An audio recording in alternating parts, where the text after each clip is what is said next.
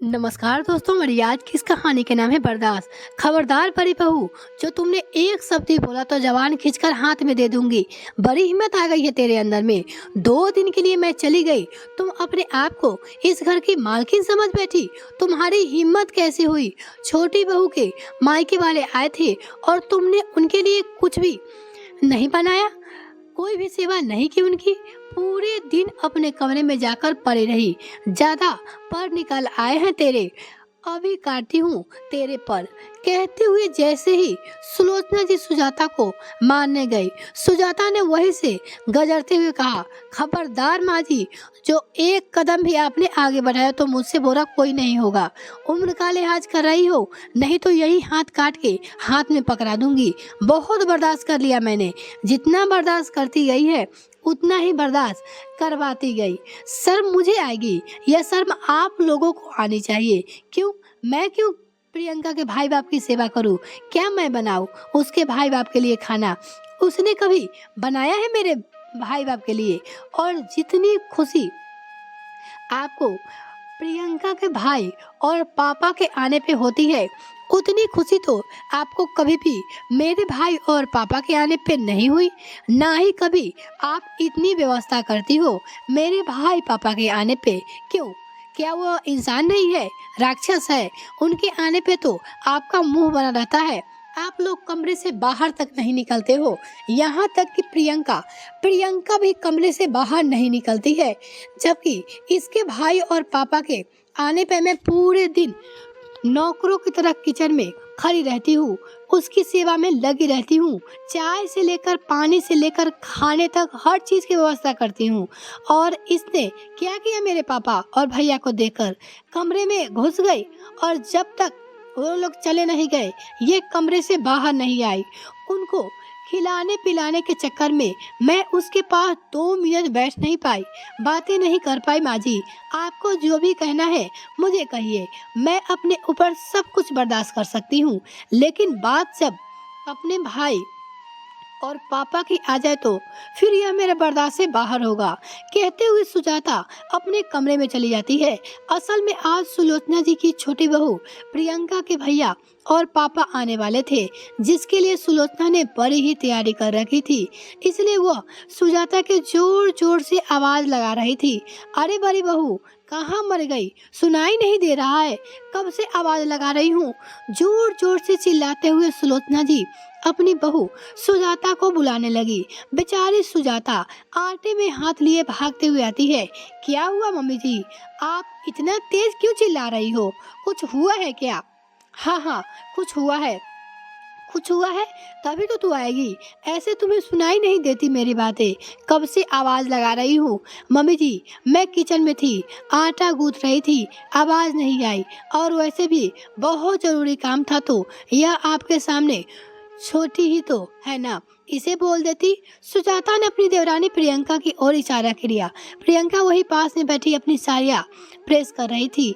अरे वाह दीदी, आपने भी अच्छा बोला, मैं कपड़े प्रेस कर रही हूँ, आपको दिखाई नहीं देता क्या? क्या बोल रही हो, जैसे मैं बैठी हूँ? अरे नहीं प्रियंका, मेरे कहने का मतलब यह नहीं था। मैं तो माँ जी से कह रही हूँ कि अगर कोई बहुत जरूरी काम था तो तुम्हें ही कह सकती थी। 5 मिनट के लिए तुम प्रेस बंद कर सकती हो। अच्छा चलो, अब तुम ज्ञान मत बांटो। तभी बीच में ही बोल पड़ी सास सुलोचना जी, बहू तुमसे किसी से ज्ञान नहीं मांगा है, समझी? सास की डांटे सुनकर चुप हो जाती है सुजाता। तभी सुलोचना ने कहा, बड़ी बहू कल सुबह छोटी बहू के मायके वाले आ रहे हैं, उसके पापा और भाई आ रहे हैं, इसीलिए खाने पीने नाश्ते का सारा कुछ जिम्मेदारी तुम्हारे ऊपर है। देख लेना, कोई कमी नहीं होनी चाहिए, नाक नहीं कटनी चाहिए। रिश्तेदार है हमारे, जाकर किचन में देखो, जो सामान ना हो बता दो, आज ही मंगा देती हूँ। जी माँ जी, कहते हुए सुजाता किचन में चली गई। इतनी छोटी सी बात थी और सुलोचना जी ऐसे चिल्ला रही थी जैसे कोई आफत आ गई हो। और वैसे भी जब प्रियंका के पापा भैया आ रहे हैं तो यह बातें तो प्रियंका को करनी चाहिए ना, सुलोचना जी को। लेकिन नहीं, प्रियंका से कोई कभी भी कोई नहीं काम करता है। सारा काम सुजाता के लिए था। प्रियंका के पापा भैया आने वाले होते हैं तो सुलोचना जी सुजाता को ऊपर ही सारी जिम्मेदारी डाल देती है। उनकी चाय पानी से लेकर खाने पीने तक का सारा इंतजाम सुजाता को ही करना होता था। प्रियंका कभी भी एक कप भी चाय नहीं बनाती थी अपने पापा और भाई के लिए। आने के बाद तो बस उनके साथ बैठकर लगातार बातें ही करती थी और बेचारी सुजाता बारी बारी से चाय पानी खाना नाश्ता सब कुछ लेकर जाती रहती। सुलोचना जी ने अपनी बड़ी बहू सुजाता को घर की नौकरानी बनाकर रख दिया था। ज्यादा से ज्यादा काम वो सुजाता से ही करवाती थी। प्रियंका से तो बड़ी मुश्किल से कभी कुछ कर देती थी। वो जब सास ही कुछ ना बोले काम करने को तो भला प्रियंका को क्या पड़ी है, कोई काम ही कर ले। पूरे दिन वो अपने हिसाब से अपना दिन काटती रहती है और सुजाता बड़ी बहू जेठानी होते हुए भी घर में नौकरों की तरह काम करती थी।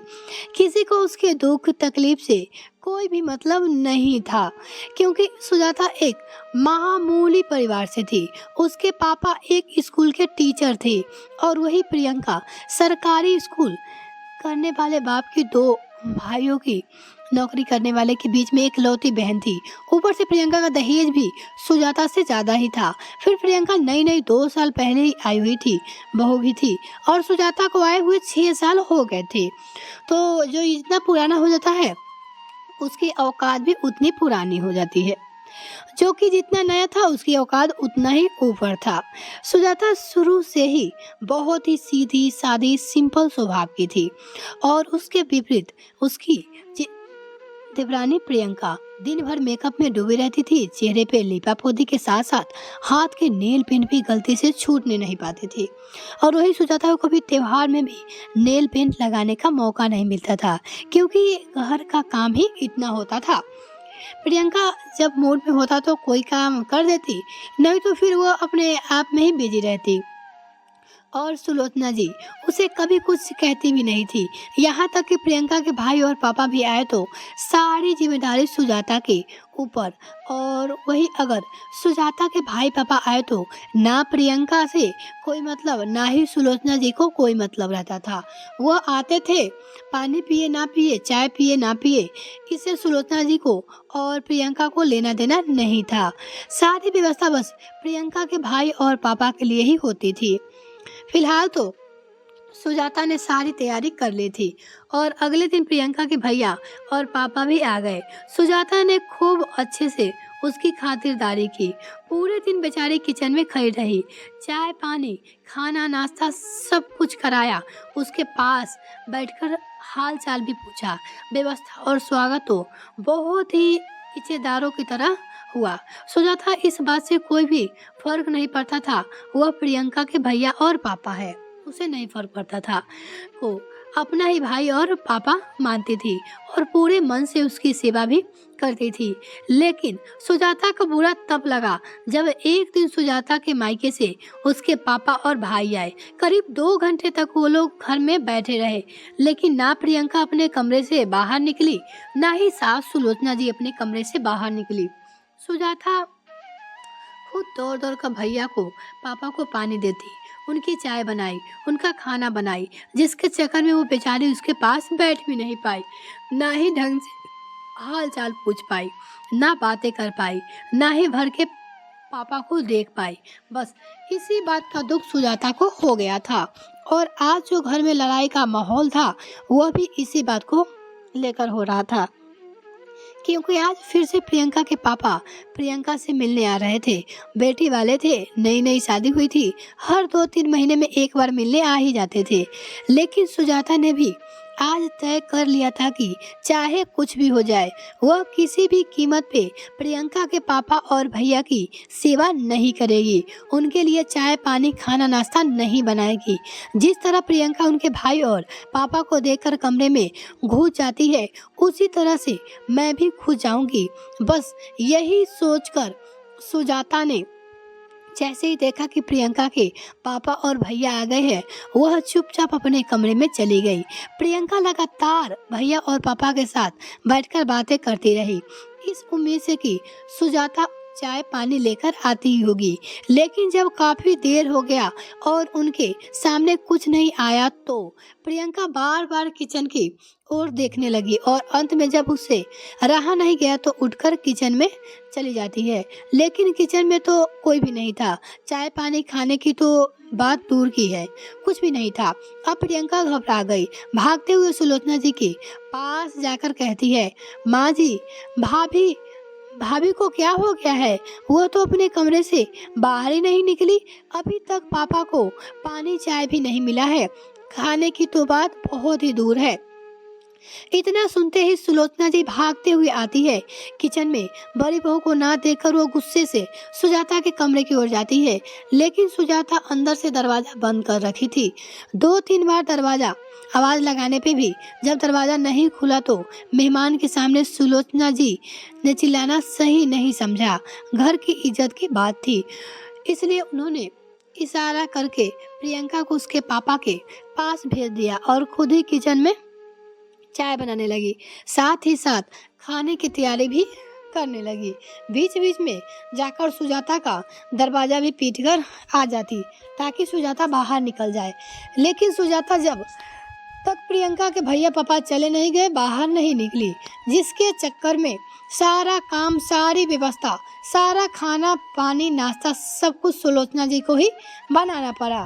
प्रियंका के भैया पापा के जाने के बाद सुलोचना जी गुस्से में फुरकारती हुई सुजाता के दरवाजे पे गई और सुजाता दरवाजा जोर से पीटते हुए चिल्लाने लगी, अरे बड़ी बहू, मर क्या है उसी में? आवाज नहीं आ रही है, कब से आवाज लगा रही हूँ, दरवाजा पीट रही हूँ, समझ में नहीं आ रहा है तुम्हें?